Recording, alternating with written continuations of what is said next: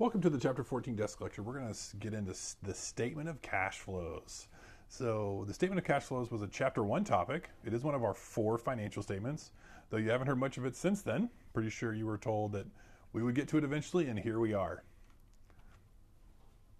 As we go through the statement of cash flows, we're going to first introduce what it is and why it's important.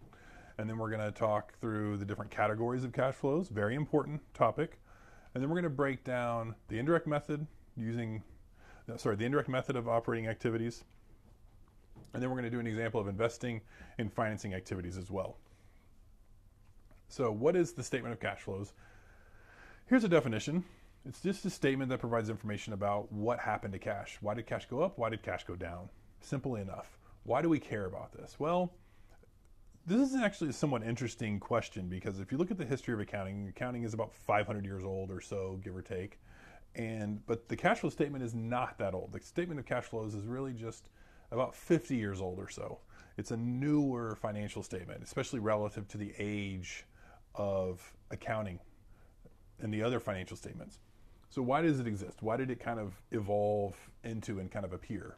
Well, the first is that as investment banking and corporate finance has kind of built up, the importance of cash has also been increased. Meaning if you're interested in buying a company, you might care more, and most people that are doing these valuations care more about this statement of cash flows than they do about the income statement per se or the balance sheet. I mean, they care about those things, but they want to see the cash flows. They want to see what's happened to cash flows, and they want to be able to predict what's going to happen to cash flows.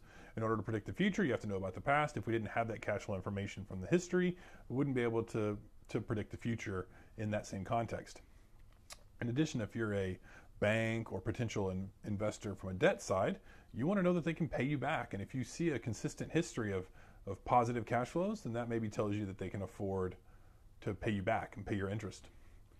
In addition, it is a good report card for how effectively a business is running itself. I mean, essentially all we've done in this class, starting around Chapter 3 and extending all the way through about Chapter 13, is look at situations that kind of disrupt a person's ability to look at a company from the outside. Assumptions about FIFO, LIFO weighted average, depreciation methods, bad debt expense and how we treat that, whether we use one method or the other. These are all ways that someone from the outside can't necessarily see through and see into what's going on with the business. The cash flow statement is pretty straightforward. Cash went up, cash went down. Why did it happen? Our statement of cash flows does have 3 sections or 3 categories. They are in order. The operating activities section, which is the category or section that includes things that are related to the day-to-day business of an organization. Investing activities is how a company invests in itself and in other companies. And financing activities is how a business finances itself. Here's some information about the operating activities section. You can see some things that are pretty self-explanatory. Money received from customers, salaries and wages, payments. A couple of interesting things here. Interest.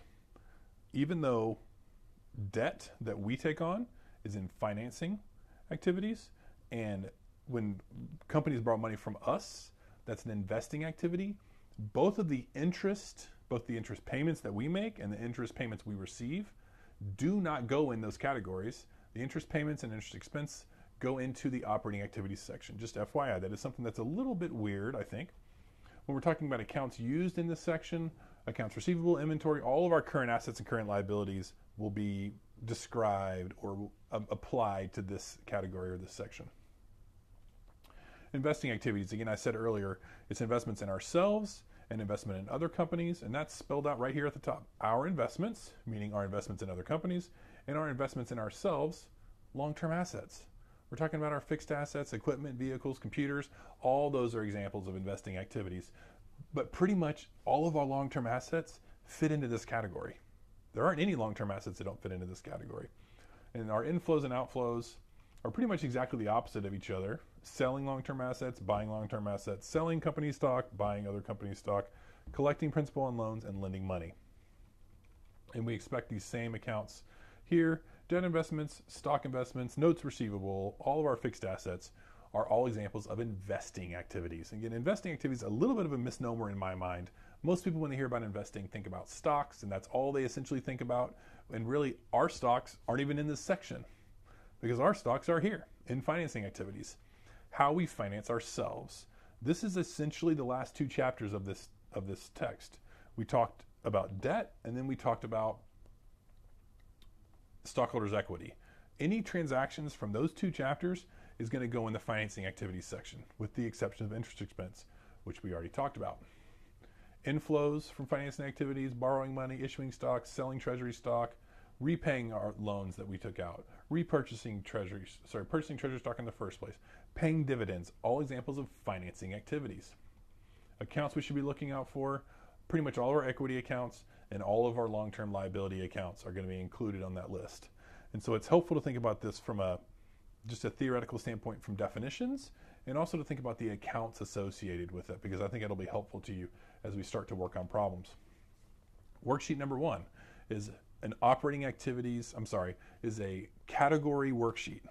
Again, this is the most important topic in this chapter, in my opinion, because you will see on the exam multiple choice questions about operating, investing, and financing activities. In addition, there is a cash flow problem on the exam.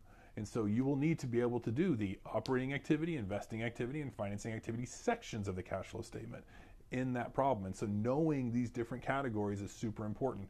That's what this worksheet is testing. This worksheet has a bunch of different categories of transactions and accounts and asks you to go through and define which category each one falls into. Good luck. Take a break when you're done. Come back for the operating activities section.